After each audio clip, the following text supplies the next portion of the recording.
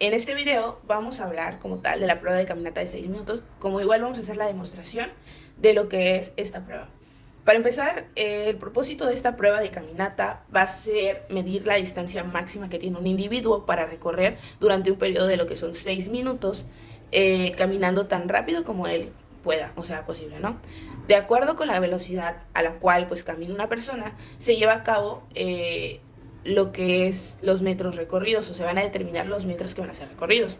La prueba de caminata de 6 minutos se lleva a cabo con un corredor con longitud de 30 metros y como tal se va a hacer esto en una superficie plana, preferentemente que sea en un interior, en el interior de una casa, y evitando lo que es el tránsito de otras personas, de personas ajenas a la prueba.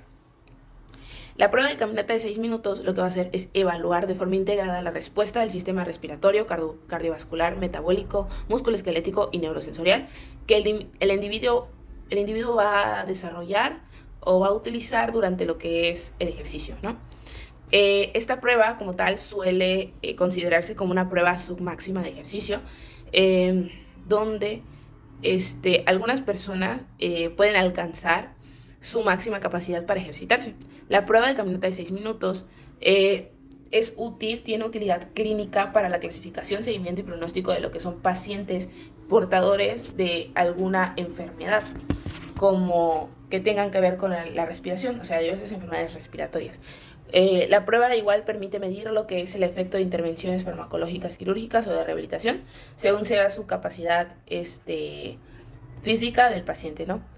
El cambio mínimo clínicamente significativo en sujetos también con enfermedades respiratorias crónicas, ¿no? Como la enfermedad pulmonar obstructiva crónica, también como la hipertensión pulmonar, enfermedades intersticiales, etc. En el caso de lo que son las indicaciones, nos va a hablar sobre una de las indicaciones por las cuales se debería utilizar esta prueba es para la comparación pre y post tratamiento en trasplantes de pulmón, en resección de pulmón, en la cirugía torácica de reducción de volumen, en la rehabilitación pulmonar, en la EPOC, en la hipertensión pulmonar, en la insuficiencia cardíaca, en estas, ¿no?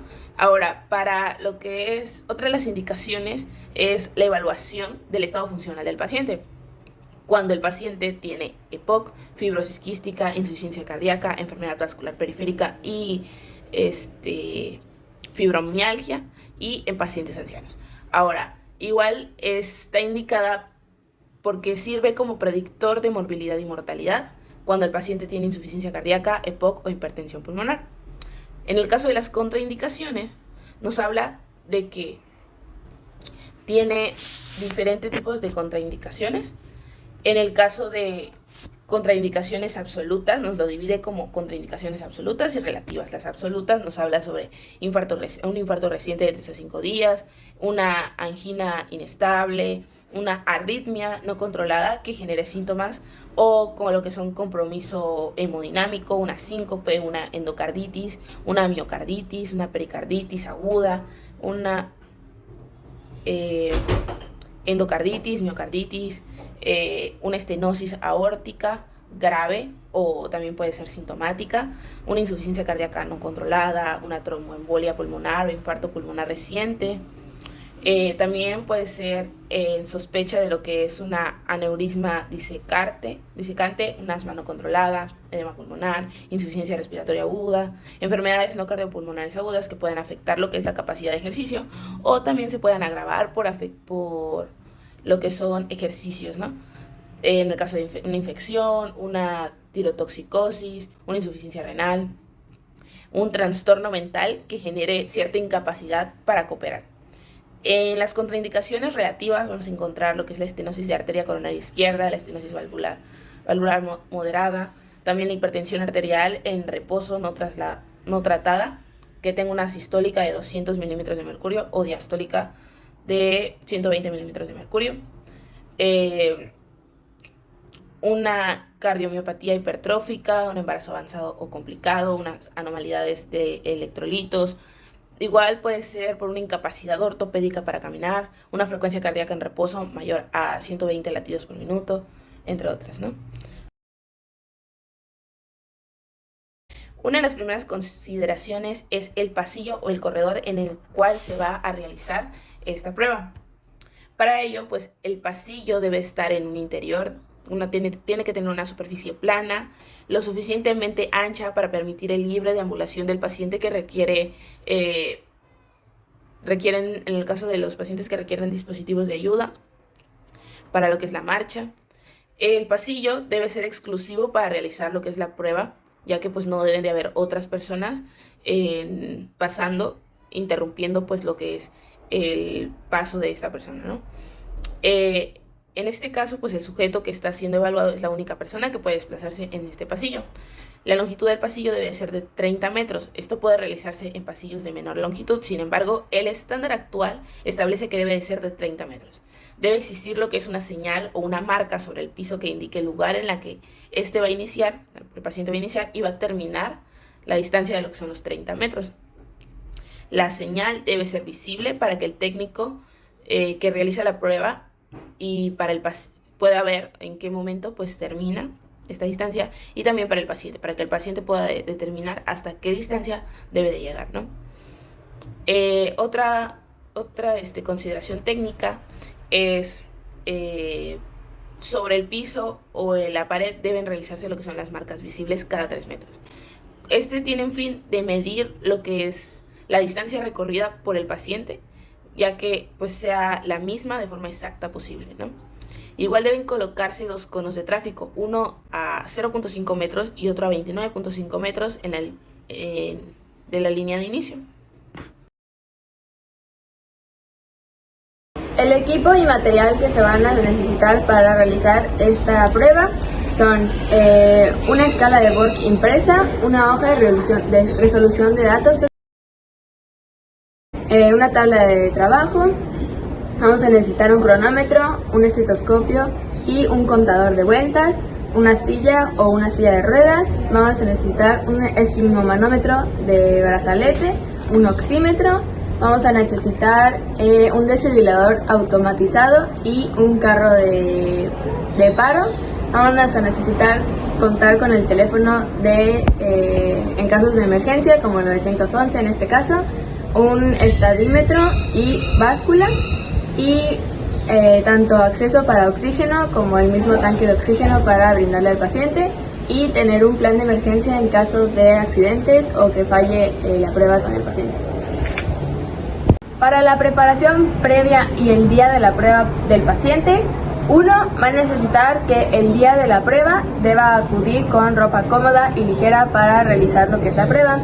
2, en cuanto al calzado, deben ser zapatos adecuados para realizar, pues en este caso, ejercicio.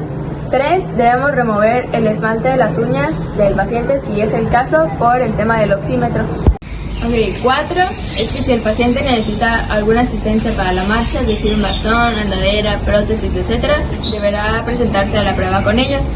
5, el paciente 2 horas previas a la prueba no debe ingerir ningún alimento pesado, es decir, al contrario, debe comer algún alimento ligero. 6, en caso de que el paciente ingiera medicamentos, debe seguir ingiriéndolos como habitualmente, no debe cambiar ni suspender los medicamentos. Y por último, 7, es que el día de la prueba o previo a la prueba no puede realizar ningún ejercicio vigoroso. Eso fue previo al día de la prueba. Ahora, el día de la prueba y a la llegada del paciente se deberán de verificar la solicitud de estudio debidamente requisitada, es decir, con número de folio, la fecha y hora correctas, etc.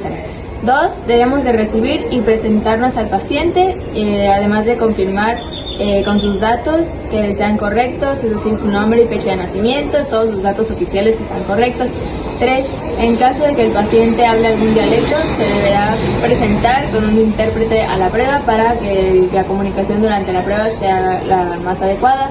4, debemos de explicar nosotros hacia el paciente el objetivo total de la prueba. La frase más sencilla para explicarle al paciente y recomendada para decirle de los objetivos es: la caminata de 6 minutos es una prueba que consiste en caminar lo más rápido que se le sea posible durante un periodo de 6 minutos en un pasillo plano. Esa es la frase que se le debería de explicar al paciente como los objetivos. 5. Debemos de verificar que no exista ninguna contraindicación en el paciente para la realización de la prueba. 6. En caso de que haya una contraindicación, debemos de informar al personal médico del laboratorio para que se le realice la prueba ellos estando presentes. 7. En caso de que el paciente utilice oxígeno o necesite de un oxígeno suplementario de manera ambulatoria, la prueba debe realizarse con el aporte de oxígeno habitual, o sea, las cantidades habituales y que sea constante, con el propósito de comparar la distancia recorrida entre las dos pruebas. Se debe utilizar el mismo dispositivo para la administración de oxígeno y el mismo flujo, o sea, el mismo flujo que habitual para analizar las alteraciones que tenga durante la marcha, contando la ayuda del oxímetro. Y en cualquiera de los dos casos debe conseguirse o escribirse todo en la recolección de datos, es decir, los cambios que obtuvo y así. 8. En caso de que se requiera incrementar el flujo de oxígeno de trabajo, la misma prueba nos brinda una recomendación de los usos de oxígeno para si es el caso que el paciente necesite de un poco más de oxígeno. Y ya por último, 9, debemos de informar el tipo de dispositivo de administración de oxígeno suplementario, por ejemplo, si es que el paciente requiere oxígeno líquido, concentrado fijo o portátil. Y si el flujo es continuo o a demanda, es decir, que si el paciente llega a requerir algún oxígeno, debemos o es nuestro deber anotar todas las aplicaciones que se le dieron al paciente y cuánto fueron sus cambios y cuánto fue lo que se necesitó. Pero eso es en el caso de que el paciente llegue con uso de oxígeno habitualmente. Para poder realizar el procedimiento de la prueba del caminar durante 6 minutos, debemos realizar ciertos pasos. Primero debemos medir y pasar al paciente de una forma estándar y registrarlo en nuestra hoja de datos. También debemos calcular lo que es y también registrar lo que es la frecuencia cardíaca de nuestro paciente con la fórmula que vamos a utilizar, que es 220 pues menos la edad del paciente. Tenemos que medir su presión arterial, también registrar lo que son los valores basales.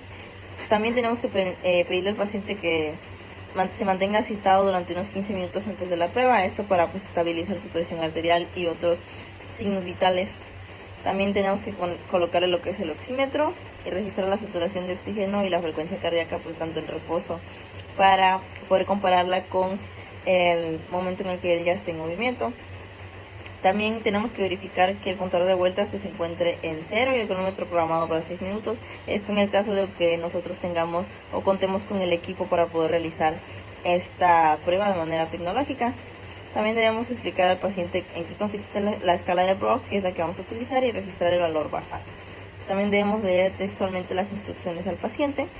No debemos ni agregar oraciones ni eliminar palabras. La indicación es como tal. El objetivo de esta prueba es caminar tanto como sea posible durante 6 minutos. Usted va a caminar de ida y regreso en este pasillo tantas veces como le sea posible en 6 minutos. Yo le avisaré el paso de cada minuto y después al minuto 6 le pediré que se detenga donde se encuentre. 6 minutos es un tiempo largo para caminar, así que usted estará esforzándose. Le está permitido caminar más lento. También le está permitido detenerse y descansar si es necesario.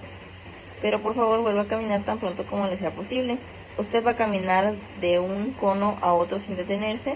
Debe dar la vuelta rápidamente para continuar su caminata. Yo le voy a mostrar cómo se debe hacer. Por favor, observe cómo voy a dar la vuelta sin detenerme en dudar.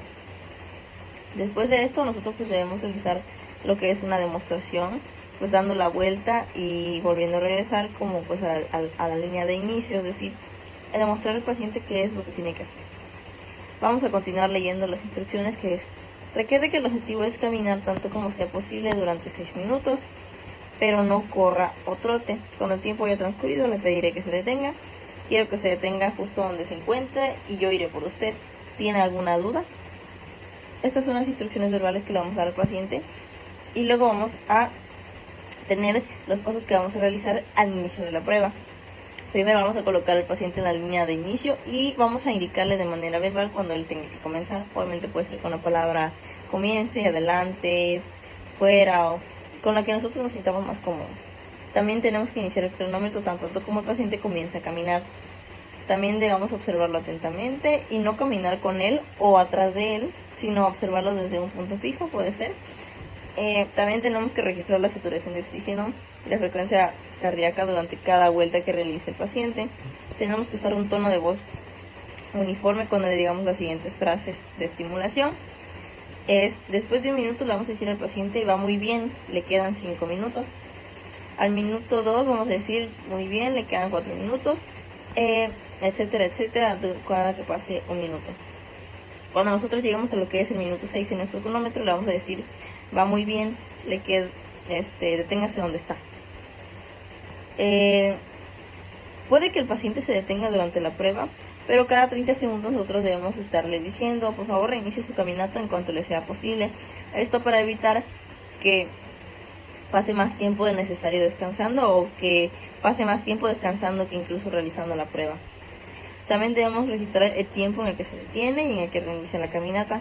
Si el paciente se llegara a negar o nosotros consideremos que ya no debe seguir realizando la prueba, podemos acercar una silla y anotar pues las razones por las que se detiene la caminata.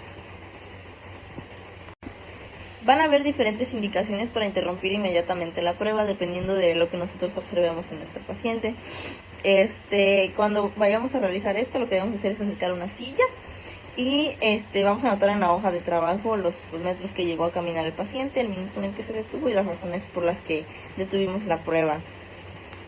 También debemos avisar a lo que es el médico y las razones por las que se puede detener es por un dolor torácico, una disnea que llegue a ser intolerante, una marcha titubeante, una sudoración, palidez, calambres en lo que son los miembros pélvicos. También cuando la persona tiene una apariencia de desvanecimiento inminente, que el paciente lo solicite, que diga que ya no puedo más, cuando la oximetría también esté por debajo del 80%. Y pues una vez que el paciente haya completado los 6 minutos, y si se detuvo, si no hubo ninguna interrupción de la prueba, pues debemos acercarle una silla y debemos decirle que se siente. Registramos cuánto era antes la saturación de oxígeno, la fracción cardíaca, la presión arterial, la disnea, la fatiga, etcétera. Ya que estos parámetros pues se deben registrar después de 1, 3, 5 minutos y después de haber concluido la caminata. También tenemos que marcar el punto en el que el paciente se detuvo y registrar el número de vueltas marcadas en el contador y los metros recorridos al final. También debemos calcular la distancia total caminada, los metros caminados, obviamente redondeando al metro más cercano. También colocamos a nuestro paciente en sedestación durante 30 minutos y volvemos a repetir la prueba, de igual manera con la misma metodología, con las mismas instrucciones verbales, etc. Por último, lo que nosotros debemos hacer es el informe de nuestros resultados y para esta prueba hay ciertos datos en específico que pues se deben involucrar dentro de la hoja de reporte. Primero están lo que son los datos del paciente, como su nombre, edad, peso, estatura, etcétera. Después el nombre pues completo del técnico que realizó la prueba, en este caso nosotros como fisioterapeutas. El diagnóstico o la indicación del por qué estamos realizando esta prueba. También los resultados de las variables medidas antes y después de la prueba, como los signos vitales, la escala de Borg, la saturación de oxígeno, etc. Si nuestro paciente presentó síntomas que obligaron a interrumpir la prueba, se debe también mencionar en el informe por qué razón pues se llegó a una interrupción. También debemos agregar el número de metros caminados y si realizamos 2 pruebas, es decir, si la repetimos, obviamente la prueba que nosotros vamos a reportar es la prueba con la que haya generado mayor cantidad de metros recorridos. Y opcionalmente pues podemos consignar el porcentaje de los metros caminados y especificar la ecuación pues que usamos como referencia. También podemos añadir lo que es la saturación de oxígeno durante la prueba.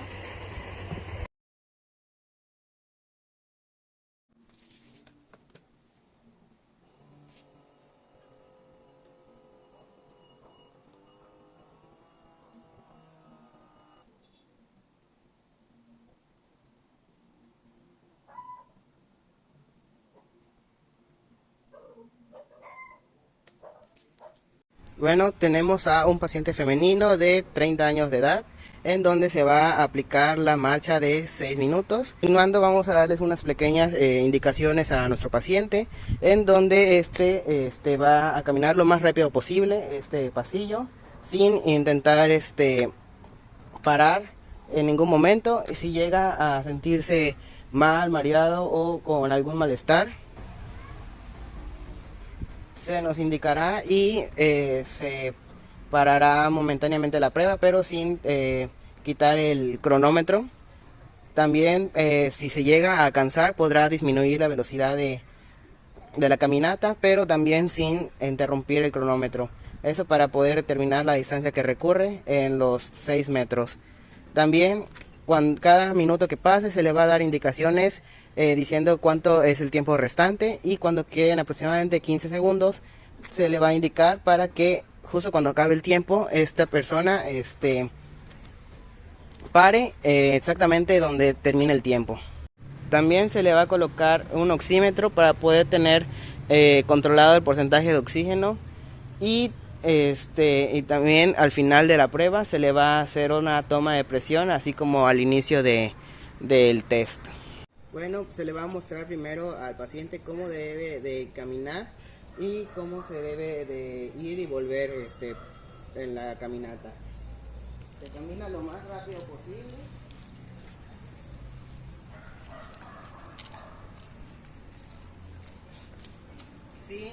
Sin parar hasta que acabe el tiempo. Dependiendo de la persona. Ok, ahora comenzamos el test. Ahora.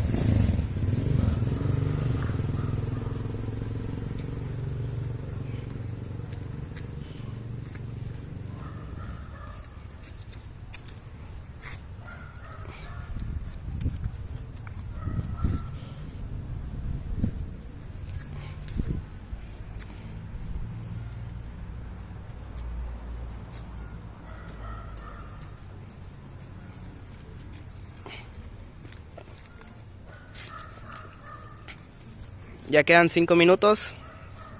Vamos, vamos, tú puedes.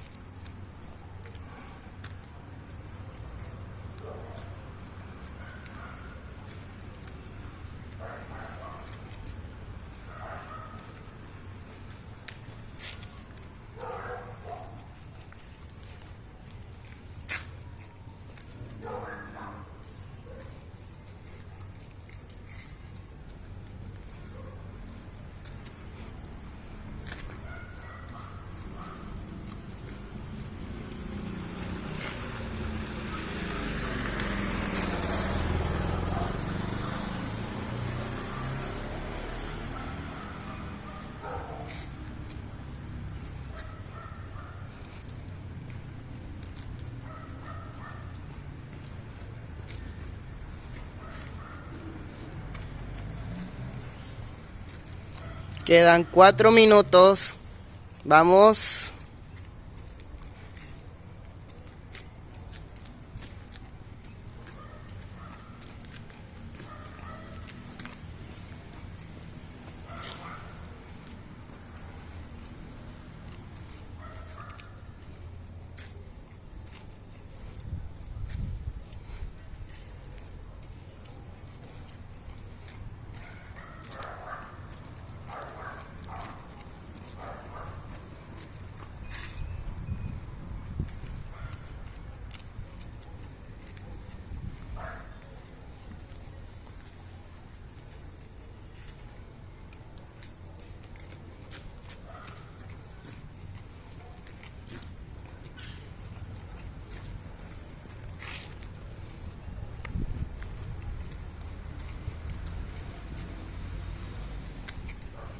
Quedan 3 minutos, ya es la mitad de la prueba. Vamos, tú puedes, tú puedes. Que quedan 3 minutos.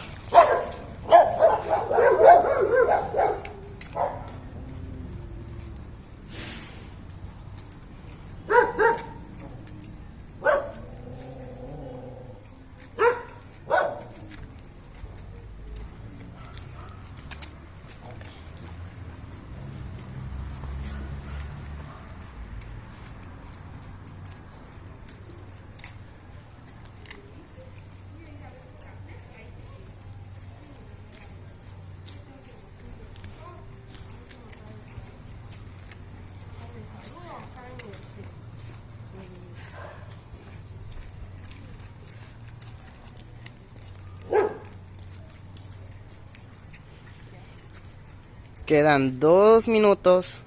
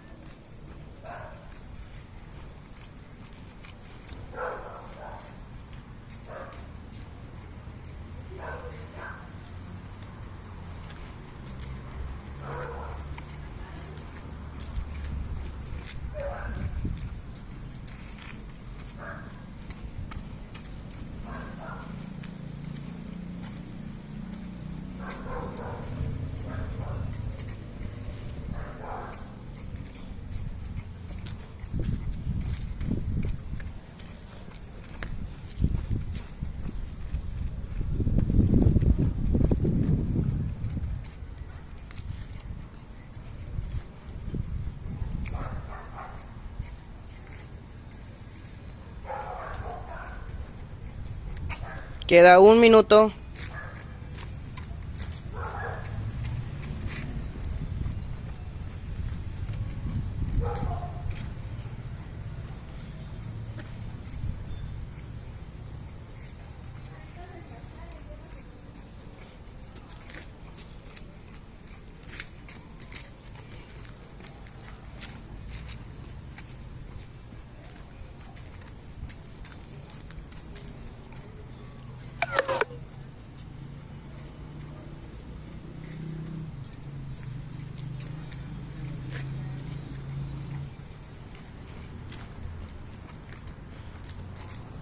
Quedan 15 segundos. 10 segundos. 5 segundos. Alto. Ahora vamos a hacer la última toma de oxígeno y posteriormente a los 10 minutos se volverá a tomar.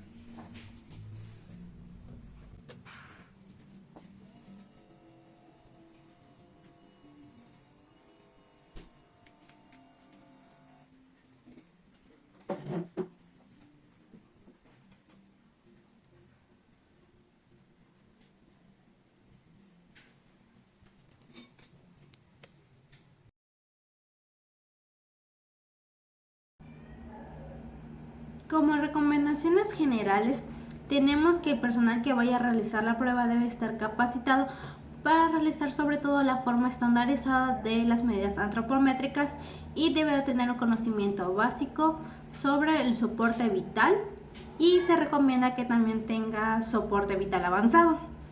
También se recomienda que lo pueda realizar una persona, pero nosotros recomendamos que sean 2 para minimizar los errores. Luego tenemos las recomendaciones para el uso de oxígeno. En el caso de que nuestro paciente llegue a tener una saturación de oxígeno periférico menor al 90%, debemos de implementar lo que es el oxígeno suplementario. Y el paciente previamente a esto no deberá utilizar el oxígeno suplementario.